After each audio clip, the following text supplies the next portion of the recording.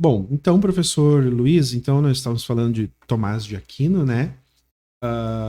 Ali, como ele usa de uma forma magistral, né? Filosofia para explicar teologia, né? E o quanto isso impactou a igreja, tanto que ele ganha o título de doutor da igreja. Mas eu queria te fazer uma pergunta, professor Luiz, vamos ver qual é a tua impressão sobre essa questão. Às vezes eu tenho a impressão de... Há exemplo de filósofos hoje que estão assim em evidência no cenário nacional, né? Há exemplo de vários filósofos aí renomados. Às vezes eu tenho a impressão que me passa que a pessoa, quanto mais ela estuda filosofia, quanto mais ela compreende, quanto mais ela domina a filosofia como toda em si, me parece que alguns escolhem o campo do ateísmo, né? E eu queria te fazer a seguinte pergunta: será que isso está relacionado? Porque você é filósofo, né? E você também tem a sua crença, a sua fé, né? Em algum momento na sua formação, você se deparou assim com a filosofia contradizendo a fé? Ou em algum momento na sua formação você teve esse embate assim de que filosofia e fé não são compatíveis? Queria que tu falasse um pouquinho sobre isso. Porque a impressão que dá, né? Sim, a impressão que dá. Que dos renomados, não, os caras são doutores em filosofia e a grande maioria ateu. Aí parece que dá a impressão que, não, mas então se eu estudo muito filosofia, daqui a pouco eu desconstruo uma fé que eu tenha. Como que você viveu isso na prática? E como que você vê isso? Muito boa pergunta, né? Boa questão. É que a filosofia é muito racional, né? A filosofia sendo racional, na busca dos porquês, ela vai chegar num porquê. E aí chega no contexto de Deus. Né? E aí os alunos também, mas se Deus criou o mundo, quem criou Deus? Por quê? Por quê? E aí, então, eu falo aquela questão teológica. Deus é causa, causante, incausada. Deus não é uma criação como nós imaginamos. Causa, causante, incausada. E que Aristóteles chama de primeiro motor. Primeiro motor imóvel. O que dá energia para o restante é o motor. E esse motor que Aristóteles fala seria a ideia ou conceito de Deus. Deus é que dá essa origem e esse impulso para a existência e para a vida.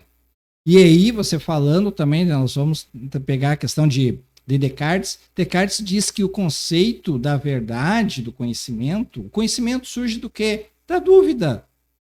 Eu tenho que duvidar. E o duvidar da própria questão da existência de Deus faz parte. Tu tem que duvidar e também o contexto racional, nem sempre racionalmente tu vai conseguir talvez acreditar em Deus. E aí entra o dado da fé.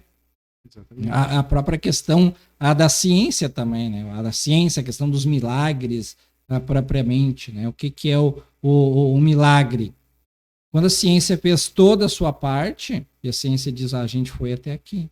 A partir dali, surge a questão do... Né, não tem que fazer, surge o milagre. Aí surge a fé. E aí uma outra pergunta muito filosófica. Será que foi Deus que nos criou ou foi nós que criamos Deus? Então, talvez, difícil, né? Aí nós vamos ir pro lado de Nietzsche, né? Aí nós vamos em Nietzsche. E Nietzsche também. Se tu estudar muito Nietzsche, tu vai pegar o lado ateu. Se Deus não existisse, onde é que a gente ia buscar a questão desse sentido, né? Qual das maiores dificuldades do ser humano? A morte. Exato. A perda. Exato. A saudade. Como lidar com isso humanamente? Humanamente é extremamente difícil. E é aí que surge o conceito de Deus como sendo aquele que nos ampara diante das dificuldades, né? E aí o conceito da morte também, para a gente poder compreender, né, um pouco mais, porque humanamente é bastante difícil. Sim. Né? Aí a gente pega bem Nietzsche, né? O filósofo Nietzsche, né? Com essas dúvidas, com esses questionamentos, será que Deus existiu? Deus está morto nas suas obras, né? É bem nietzschiano isso, né? Sim. Mas sabe que eu particularmente, professor Luiz, particularmente, né? Tem as correntes filosóficas empiristas, né? Antes do René Descartes ali vem os empiristas, né? E o Descartes ele vem ali com a lógica cartesiana, né? O Descartes também ele negava um pouquinho o empirismo, né? E ele foi para uma linha um pouquinho diferente. E tu sabe que eu particularmente eu vejo, né? Que cada linha tem a sua parte boa, que deveria ser respeitada, analisada e juntar, né? Pegar o melhor de cada filosofia, juntar tudo, chegava-se a um consenso, né? Porque, como você falou, só o uso da razão e da lógica, nós não conseguimos desvendar todos os mistérios, né?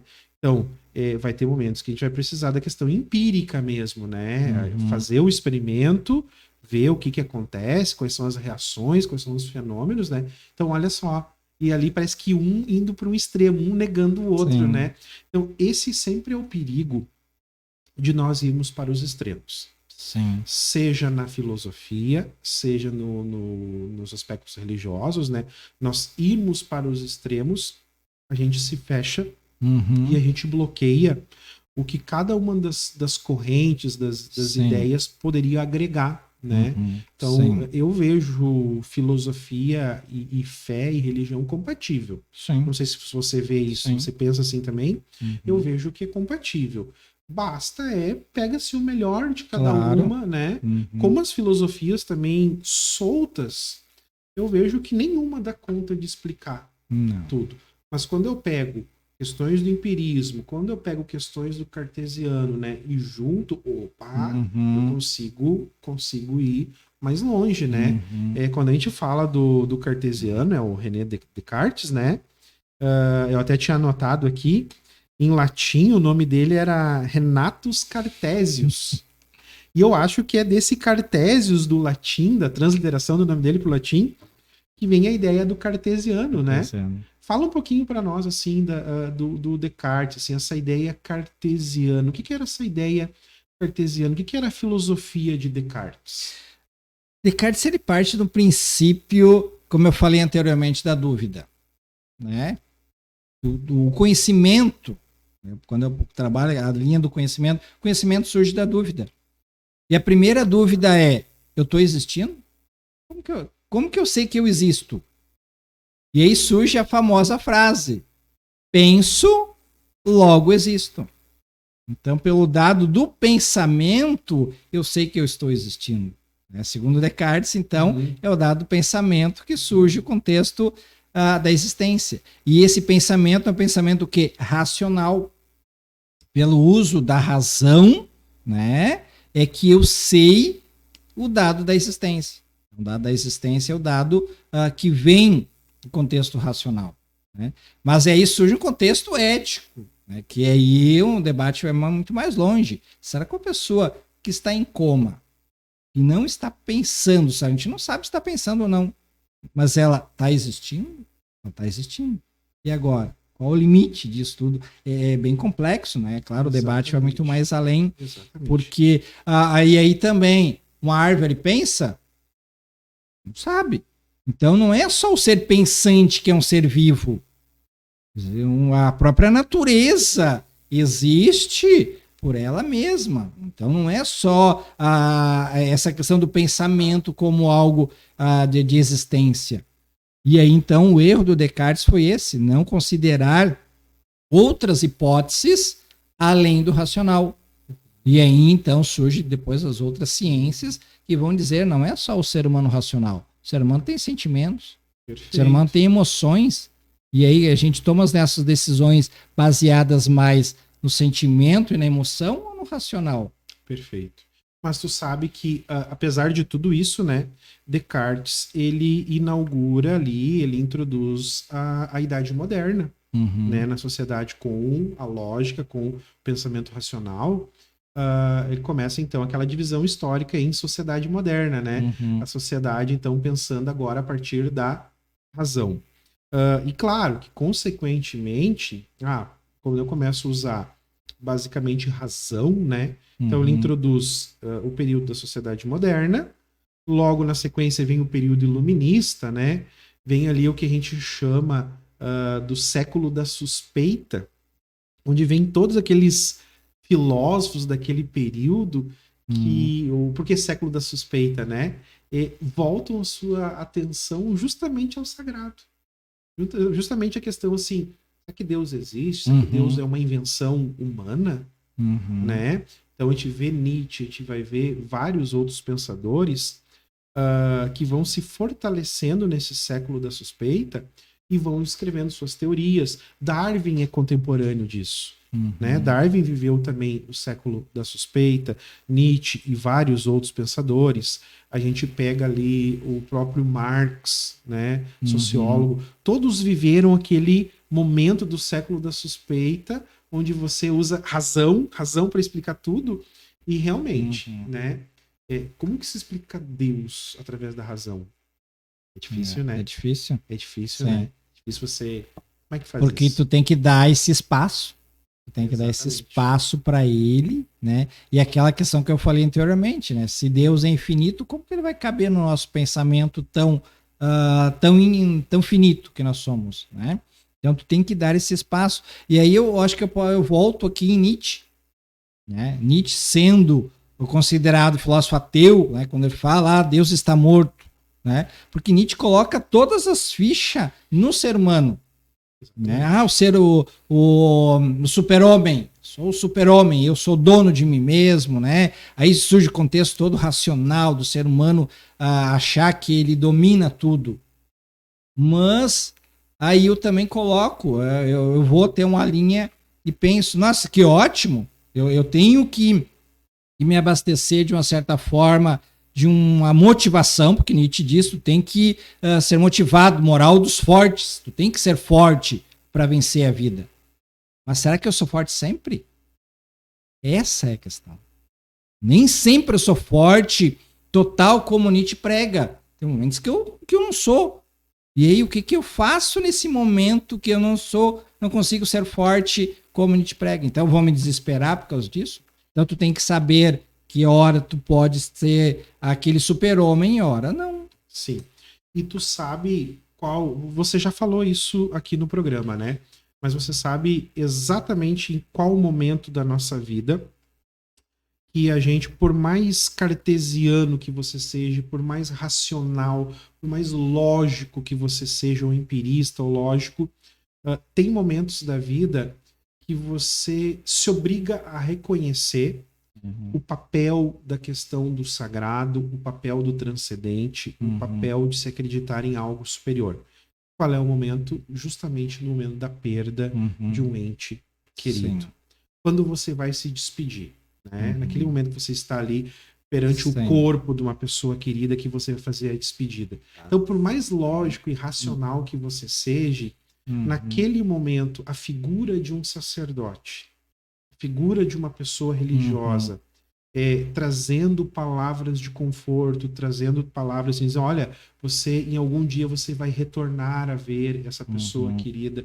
Isso conforta a gente, conforta a espécie humana, as pessoas, né? Sim. Então, você pode ter uma vida toda negacionista negando isso. Mas neste momento, né, você acaba reconhecendo que, nossa, mas o papel do sacerdote, o papel da religião, nesse momento, ele é vital para dar aquele consolo, aquelas palavras, né, de esperança, de fortalecimento para a família enlutada. Então, nesse momento, a gente, né, desarma e diz, não, mas realmente essas pessoas, esses atores sociais são importante na sociedade, né? Mas, professor Luiz, então nós estamos indo para a reta final da nossa entrevista, do nosso programa. Vamos finalizar, então, com os tópicos de ética e moral? Pode ser? Pode ser. Diz para nós, assim, existe diferença entre ética e moral? É a mesma coisa? São coisas distintas? Ou ética e moral estão interligadas de alguma maneira?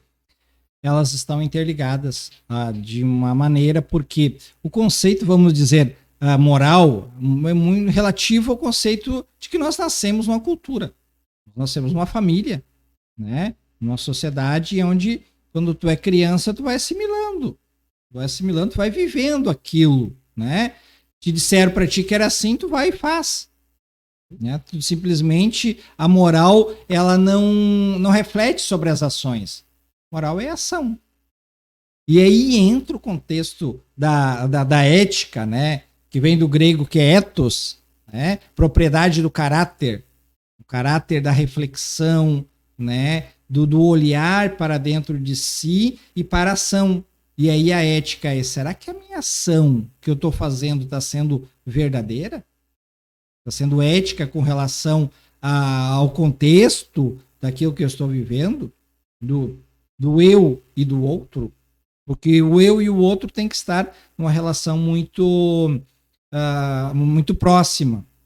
Porque, vamos dizer, pode ser boa para mim, mas se for ruim para o outro, é uma ação que não é ética.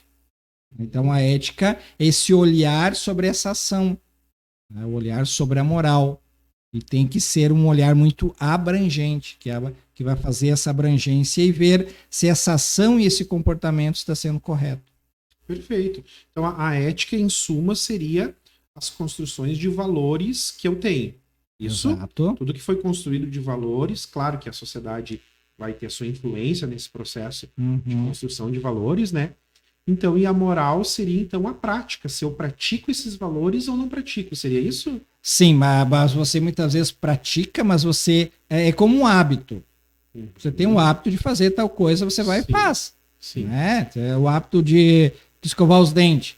Quando está escovando os dentes, tu não está pensando, será que estou escovando corretamente? Vai escova às vezes muito por hábito. Então, a ética seria tu pensar, será que eu estou fazendo corretamente aquela ação? Então, o pensar eticamente é realmente colocar em xeque. Colocar em xeque o contexto da moral. Será que essa moral realmente está sendo verdadeira? Ou estou fazendo só porque os outros me disseram que tem que ser? Sim. E a partir desse princípio, então, deixa eu ver se eu entendi. Pode existir uma pessoa sem ética? Que me dá a entender que todo mundo tem ética, todo mundo tem um conjunto de valores, né? Não seria mais relacionado na ideia de uma pessoa ser moral ou imoral? Que moral seria o contrário de moral, tá correto? Correto. Tá, por exemplo, a pessoa que é moral, fulano é moral. Quer dizer que ele tem os valores éticos e ele pratica esses valores éticos, correto? É moral, sim. né?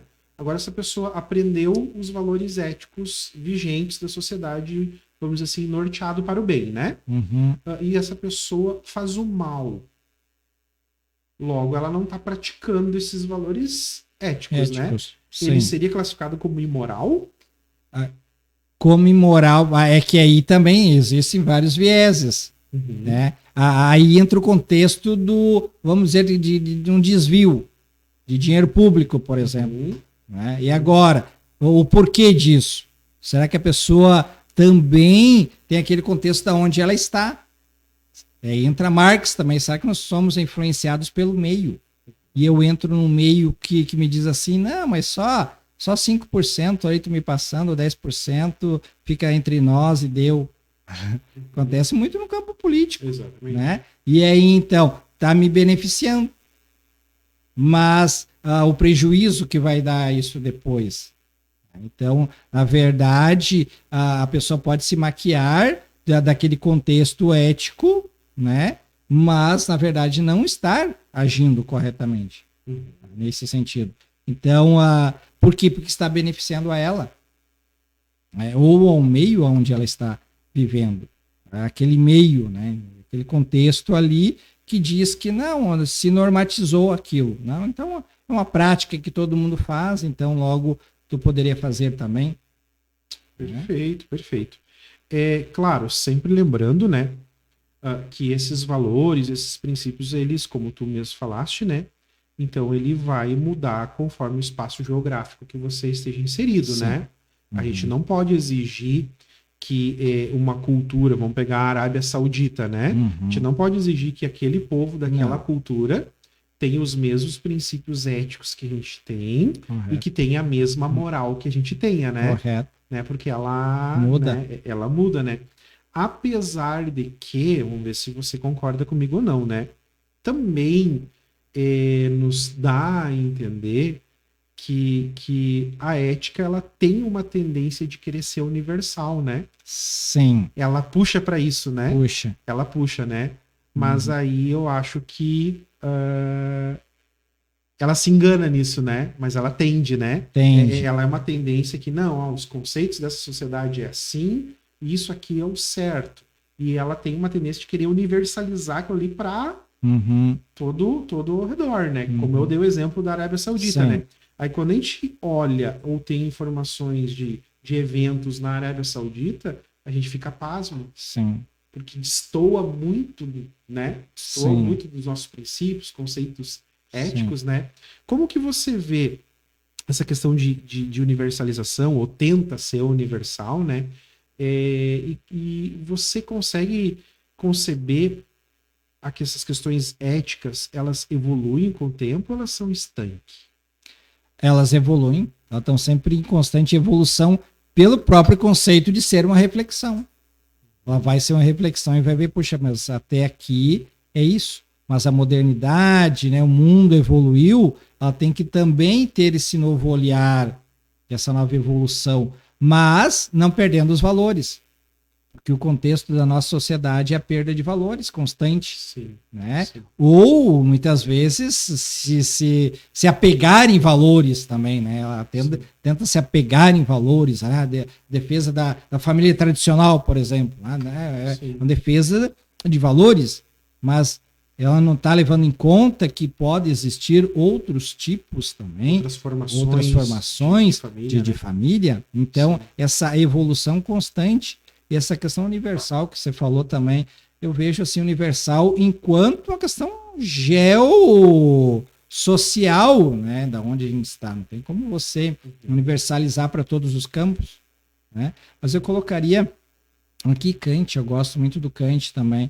Kant fala do contexto racional, né? Então, vamos dizer, se eu sei o que é certo e o que é errado, e eu tenho consciência disso, eu tenho que agir pelo certo.